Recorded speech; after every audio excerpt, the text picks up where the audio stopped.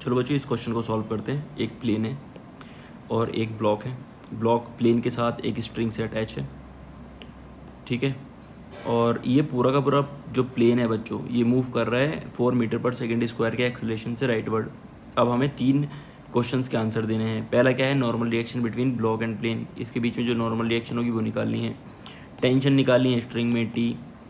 Eight what acceleration body will lose contact with the inclined plane. तो वो acceleration निकालना है जब आपका नॉर्मल क्या हो जाएगा बच्चों, 0 हो जाएगा। लूज कॉन्टैक्ट का मतलब यही होता है। क्या करेंगे, सबसे पहले ब्लॉक का एफबीडी बनाएंगे बच्चों। तो ब्लॉक का जो वेट है बच्चों वो 100 है, 100 न्यूटन। टेंशन T1 है, नॉर्मल रिएक्शन N है। अब एक ये प्लेन बना देता हूँ मैं, इससे 30 डिग्री एंगल पे टेंशन एक्ट करेगा और ये एंगल तो 90 डिग्री हो गया, तो ये कितना हो गया बच्चों, 60 डिग्री। अब इस T के और N के कंपोनेंट ले लेंगे बच्चों x और y डायरेक्शन में। Suppose this is x direction and this is y direction.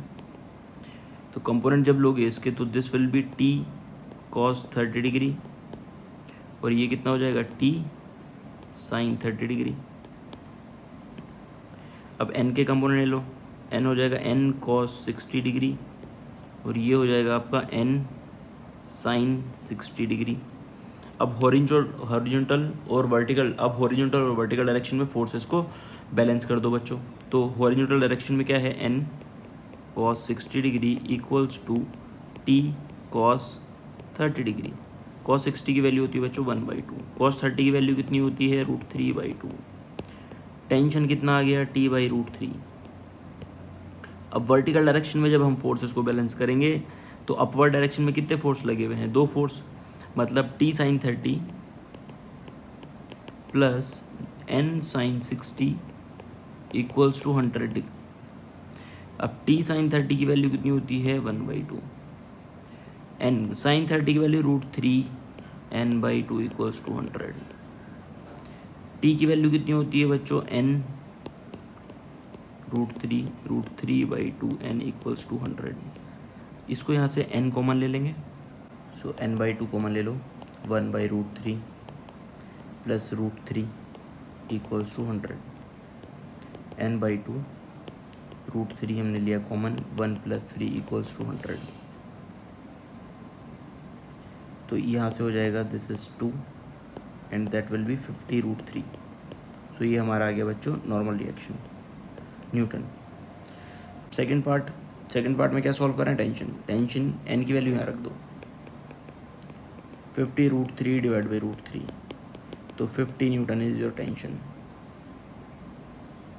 Third part, at what acceleration body will lose contact with inclined plane. तो इसमें आने वाला है मजा,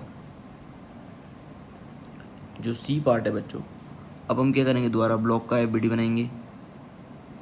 सो ये ब्लॉक है, ब्लॉक का वेट कितना है, 100 न्यूटन। Tension T। अब जब ये एक एक्सेलरेशन से मूव कर रहा है, अगर मैं ऑब्जर्वर मान लूँ बच्चों अपना, यहाँ पे ऑब्जर्वर मान लेता हूँ मैं, यहाँ ये ऐसे करके ऑब्जर्वर बैठा है। तो ऑब्जर्वर को नॉन इनर्शियल फ्रेम का एग्जांपल है, ऑब्जर्वर को एक सूडो फोर्स लगेगा एक्सेलरेशन के अपोजिट डायरेक्शन में। सूडो फोर्स कितना हो जाएगा, m/a, ये सूडो फोर्स है। नॉर्मल रिएक्शन कितनी हो गई यहाँ पे, ये तो 0 हो गई बच्चों, नॉर्मल रिएक्शन 0 हो गई क्योंकि कॉन्टैक्ट ही लूज हो गया उस एक्सेलरेशन के साथ। अब क्या करना है, फोर्सेस को बैलेंस करना है, नॉर्मल सी बात है। तो this is 30 degree, T cos 30 degree और ये क्या हो जाएगा बच्चों, T sin 30 degree.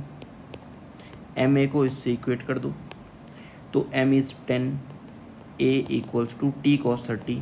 T cos 30 की वैल्यू होती है √3/2। लेकिन अभी एक्सेलरेशन पूछा यहाँ पे, वो टेंशन नहीं है क्योंकि टेंशन भी वेरी होगा बच्चों, ऊपर वाला टेंशन मत ले लेना।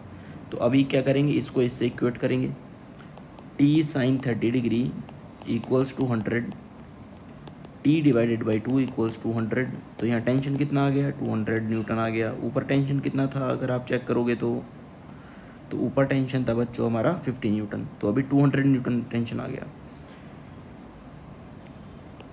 10 × a इक्वल्स टू 200 √3/2।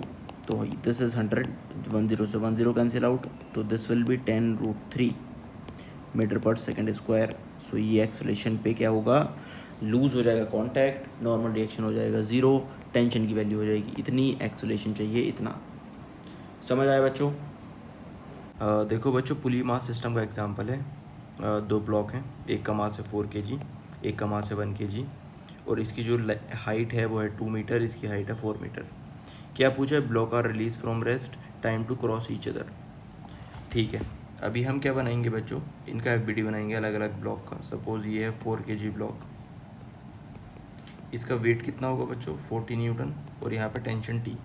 इसका एक्सेलेरेशन सपोज डाउनवर्ड जा रहा है,